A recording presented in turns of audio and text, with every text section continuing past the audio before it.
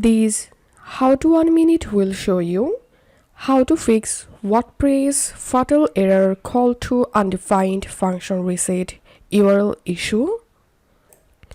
Follow these simple steps to fix this issue. First of all, log into your cPanel and here scroll down.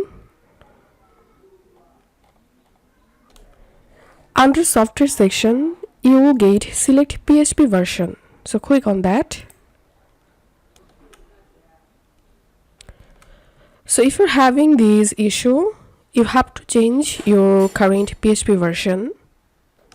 So click on this current PHP version drop down and here you have to select older version. So select older version one by one and click on apply and then check the issue.